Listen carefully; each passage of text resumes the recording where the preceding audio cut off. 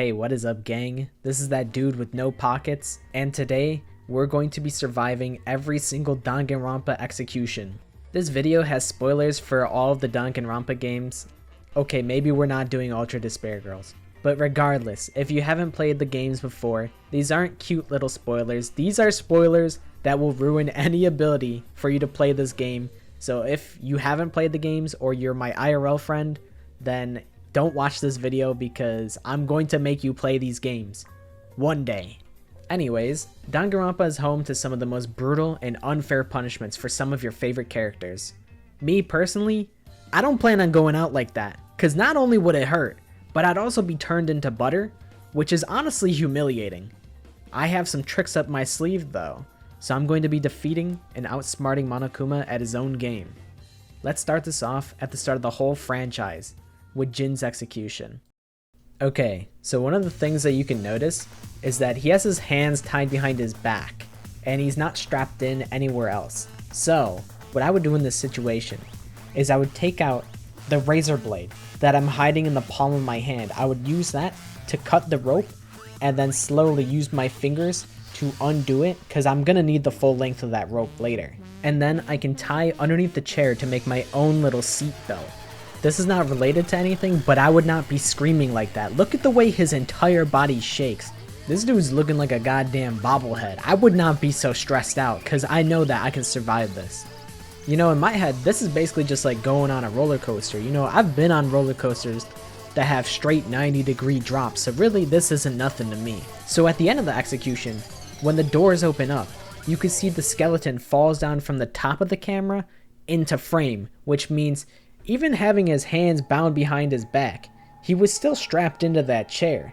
Like, that was enough to keep him in that chair, which means if I had my seatbelt technology, then I would fare a lot better. When the skeleton drops down, there's a crack on the top of his head, which wouldn't happen because I'd be fastened into that seat. Maybe what actually happened in this execution is Jin Kirigiri followed what I was talking about. He was thinking the same thing that I was thinking. So he's up at the top of the frame, and he dropped down the decoy skeleton that he brought into the execution with him to make Monokuma think that he died. Okay, now next, we're looking at Leon's execution. This one you might think is a lot harder to deal with, and you're not wrong, but trust me, I got this. So at the start of the execution, you see Leon get dragged by his neck all the way to the execution chamber, which, honestly, that would be hard to survive in of itself, but I mean, if Leon can survive it, then that means I can survive it too. But the real home run here is the fact that before this execution even happened, I already went into the storeroom and I replaced all of the baseballs with my own baseballs that are made of foam. So, you know, either they get stuck in the machine and they don't even shoot, or they just bounce right off of me like it's nothing. Next up is Mondo's execution, which is a lot more tricky than I thought it would be. Like Jin Kirigiri's execution, you can see Mondo's hands are tied behind his back, but we can't see what's binding him, so we can't say for sure how we would be able to break those chains. However, we don't exactly have to do that. If we could just slide up over the long seat, then we should be fine. So that's why when Monokuma uses the spring pad to jump off of the bike, that's when you throw your body to the left. This will cause the bike to fall over, and then you can kick off of the bike. That way you slide up the length of the seat. From there, I would get up on my 2 feet and then I would run away. Alternatively, you could fill the bike up with mostly water so that it damages the engine, so eventually when you're spinning around in the ball, the engine will malfunction and it'll break, causing it to fall down into the middle, and then you can shimmy yourself along the seat to get your hands free so that you can stand up on top of the bike. Specifically, I would stand on the fabric parts of the seat, that way it doesn't conduct electricity that well. On top of all that, my clothes would be the same way. They would be bad at conducting electricity, that way I can dodge as many of the shock waves coming at me so I don't get turned into butter. So now that we dodged Mondo's execution, it's time to dodge Celeste's execution. This one is actually really easy when you think about it. So as you can notice, Celeste isn't tied down or anything. She's standing here of her own free will. And if I were in her position, I would be feeling the same way, because years prior, I had already become friends with the ultimate fireman, Shinji. So when that fire truck comes in, he's not gonna hit me with the truck, he's gonna pull out his fire hose and he's gonna extinguish all the flames for me. You can even see at the end of the execution, Monokuma is putting out the flames, so that means that fire truck does have water in it. I just have to make sure that Shinji pretends to be evil so that he's willing to drive the fire truck. Monokuma trusts him with the task of driving the fire truck, and then right at the last second he switches up because he sees it's me, and he does me that one solid because, you know, years ago I did a good favor for him, so I'm in his good graces. That leads us to Alter Ego's execution, which honestly doesn't matter. First of all, I'm not a computer. I may be in your computer, but I am not a computer myself. Second of all, it didn't matter that Alter Ego got executed because, as you could see later on in the game, Alter Ego already uploaded himself into Hope's Peak Academy, which leads us to the after-school detention execution that gets used like 3 times. Same thing with the Alter Ego execution, I don't have to do anything because Makoto survives that shit. He just puts his faith in Alter Ego. And I'm gonna do the same thing because I know my boy's gonna bail me out.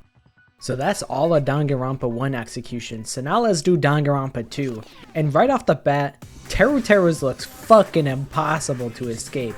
He's got his hands tied behind his back. He's also chained up by his feet because when he gets picked up by the helicopter, they grab him by his feet. So even if you manage to get your arms loose, chances are you're still locked in there. So you gotta lockpick the shit in the back and somehow slip out of the mechanism that's got you locked in by the feet. Also, can we just acknowledge the fact that Monokuma hit this dude with 12 rockets and then 1 giant mega rocket? Like, this dude is toast. Literally. French toast. I guess your best chance is when you get hit with that egg rocket, you try and slip loose, you try and slip your shoes off. Maybe you can dislocate your ankles to get out of that lock. Maybe you can lockpick the mechanism behind you. I don't really know. Either way, all I know is that luckily for me, beforehand, I prepared a scarecrow that looks just like me. So when that giant claw comes out and grabs someone, they grab not me. Because I don't know how the fuck you would sneak your way out of this one. As for Petco's execution, this one is also a bit of a doozy because you can see Monokuma is puppeting Petco for the most of it. However, there is one key point to this execution that I think we can take advantage of. So, when Fuyuhiko walks up and gets slashed by Petco on accident, you can see Monokuma is absolutely flabbergasted. Bro is gobsmacked. And you can see at this point, Monokuma is no longer puppeting Petco. So, because I personally don't have any history with Fuyuhiko, that means I could take this opportunity to slash my way through the rest of these robots, and once I defeat all the robots, what else can Monokuma do? Maybe I can even slash Monokuma himself, and even though Monokuma has a bomb inside of him, I'm just gonna slash the wires to the bomb so that he can't even detonate. Okay, next we have to try and make any sense out of Mikan's execution before we can even figure out how to dodge it. I don't even know. I know there's a lot of theories and explanations for Mikan's execution, but we're gonna take it at face value, in which case, when I'm sitting on the giant arm, I would simply do a backflip off of the arm while this is all going on. Monokuma is still holding onto the syringe that is inside the arm, so he doesn't even notice that I flew off because he's getting whipped around like crazy. And in the time that he's flying through the air, I get to hide myself somewhere on the island. Now for Gundam's execution. There's a couple ways we could go about Gundam's execution. Me personally, I think my alchemy circle would work. I don't really know how alchemy works anymore. I haven't watched Full Metal Alchemist in like 10 years. But say the alchemy circle doesn't work. Then I could jump on the back of one of the stampeding animals and then I could push Monokuma off because he's also riding on the animals. So I push him off, he gets stampeded, and then I get to live. My hamsters are going to meet up with me later, and then we're going to figure out a way to stop the killing game. And now for the final execution of Danganronpa 2, we have Chiaki's execution. So, this one Chiaki plays pretty well. She recognizes the exit, she manages to escape from Pac-Man, she's doing good. So, when you get to that final room, there's 2 things that you could do. You can see after Chiaki and Monomi hit the glass up front, there's a shutter, a metal shutter, that comes down behind them. But there's space behind the shutter. So, if you manage to walk back far enough in time, you could go behind the shutter and then you don't have to worry about getting crushed by blocks. However, with that method, you run the risk of being stuck back there forever, and then eventually you starve to death, which is probably a worse way to go. This is why, in this scenario, I would climb on the Tetris blocks. You can see that when Chiaki's on her knees, she's a little bit more than 1 block tall, so you could wager you could climb 2 blocks high. And also, I just have to comment on it, because how can I not comment on it? What the fuck are these Tetris blocks? This block is 3 pieces, this block is 1, 2, 3, 4, 5 pieces. Monokuma got Tetris from wish.com, what is this? Anyways, how could I not comment on that? So, what I would do is I would climb on the L-shaped green block to the right, and then when the teal block drops in, I would climb up on top of that, and then when the blue block drops in, I climb on top of that one. And then from here, we're a little bit in the dark. We can't tell if that orange block gets dropped down or if the teal block on top of the purple and blue block, if that gets dropped down first. Even if that orange block that's sitting on top of the teal block gets dropped in, I could jump the gap and climb on top of that one, and then I'll be safe. Either way, we'll have to do a little bit of parkour, but as long as you can stay on the top, as soon as Monokuma clears a line, it's gonna shatter that glass. You could even see when Chiaki gets crushed and he clears that big line, you could see the glass shattering on the side, and also debris comes at the camera, which is supposed to be on the other side of the glass, which is an indication that the glass breaks. So when that happens, since you're standing on the top, you know the blocks will clear and get teleported down to the bottom, so you might fall like a little bit, you might sprain your ankle or something like that, but you could hobble your way out through the broken glass, and then you could survive that way. As for Virtual Junko's execution, I'm not even going to worry about it because I'm on the right side of history, so I don't really have to worry about Usami trying to take me out. So now, Danganronpa V3, first execution Kaede's. So, you might be thinking, well, when Kaede gets dropped onto the piano, why doesn't she just get up and run off of the piano? Which is a good point, because you could see when she's falling, there doesn't seem to be any rope or anything, and then the rope just magically appears later. So I'm just gonna assume that the rope is supposed to be there in the CG the whole time, and it's just they forgot to render it in that scene where she's falling. But believe it or not, we're actually in an okay position, because what you could do is you could grab the rope, reach up, grab the rope, pull yourself up a bit, and then you could start swinging towards the back of the piano. You could see that there's these spikes on it. So what you could do is you could use the spikes in order to cut the rope in order to free yourself, and then you really can just run off of the piano. And now that we've dodged Kaede's execution, it's time to dodge Kurumi's execution. So right off the jump, I'm going to be wearing gloves that are like gardening gloves, like some really thick gloves, so when I'm grabbing on the thorns, it doesn't really pierce through the gloves and it doesn't hurt my hands. So the next part of my plan is climb up the thorns, up to the point where you see the spider webs. So our goal here is we're going to want to land in the spider webs, but we just want to jump from a moderate distance, because if we fall all the way down, we could see the spider webs did not break Kurumi's fall. But if you go at it with less force, then you'll catch yourself in the spider web and you could just wait it out up there.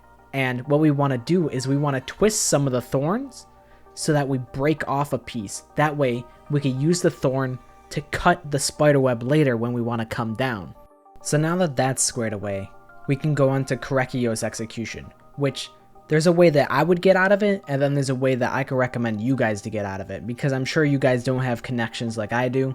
So these two unnamed characters up top, the character with the sword, he's actually deep in debt due to a gambling addiction, and because I've lent him money, he's going to spare me in order to pay off some of his gambling debt. So when he slices that sword, he's going to slice kind of low so that it actually undoes some of the binding that's on me. And with that, I'll be able to easily climb out of the pot. Alternatively, what you could do is, even if your hands are bound, you could just lean backwards over the side of the pot and tumble over the side. You want to lean backwards because some of the steam will disguise your escape. Specifically, I would do this when Monodam is running into the fire, because everyone's going to be focused on that. They're going to be like, what is this guy doing? And then when he explodes, the force of the explosion is going to send you away from the execution, and it'll disguise your escape. So now that we survived Korekio's execution, it's time to survive Gonta's execution. This one is not going to be easy, but I think if Gonta can survive that many bee stings, so could I. So I'm going to tank those, and then when that giant bug pops out, what I'm going to do is I'm going to parry it with the laptop, because, you know, Gonta's got a nice laptop, but I'm going to use the Nokia brick laptop, and that shit is indestructible, so the bug's not going to be able to pierce through my armor. And because I'm smaller than Gonta, I'll slip out of the chains and then I'll run over to one of the buildings, and because the buildings are cardboard cutouts, I'm going to throw one down on Monokuma in order to make space, and then it'll land on the bug and Monokuma at the same time, and then I can make my getaway. That's going to cause the bug to get pissed off, and it's going to attack the closest thing to it, which now it's going to be Monokuma, and Monokuma is going to be distracted fighting off this bug, so I'll be able to get away scot-free.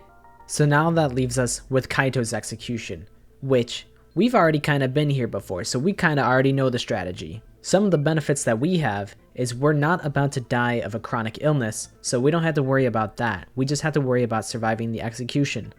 Which this time around, Kaito doesn't seem to be strapped in. He's not even tied with his hands behind his back. He's got his hands crossed in front of him. He's accepting it, so we can't make a seatbelt out of the rope that we're given. But who's to say that we can't be wearing a belt that we fasten ourselves to the seat with later on? Much like how I brought stronger gloves to Kurumi's execution, I'm going to bring a belt to Kaito's execution so I can strap myself into this chair.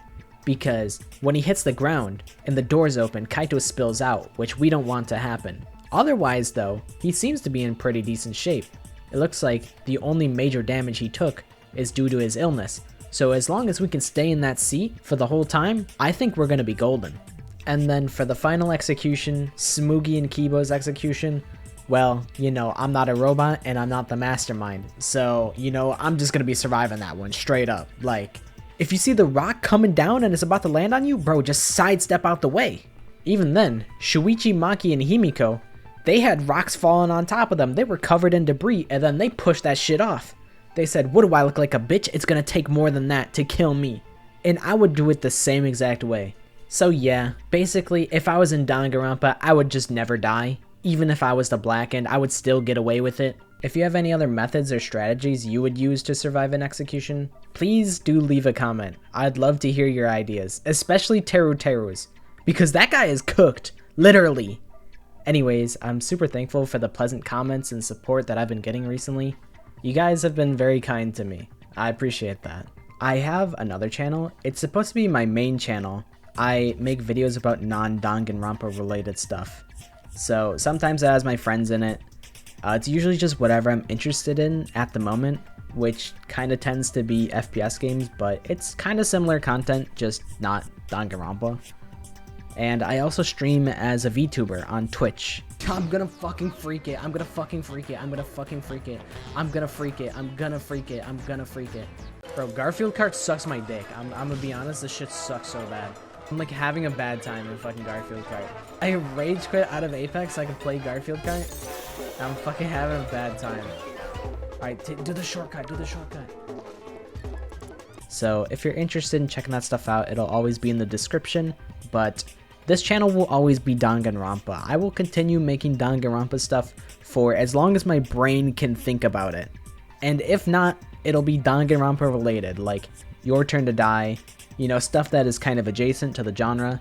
So yeah, you could like and subscribe if you feel like it. You could check out my other stuff if you feel like it. But I appreciate you watching this video. It's a long video for a dumbass concept, so thanks for watching. Bye bye.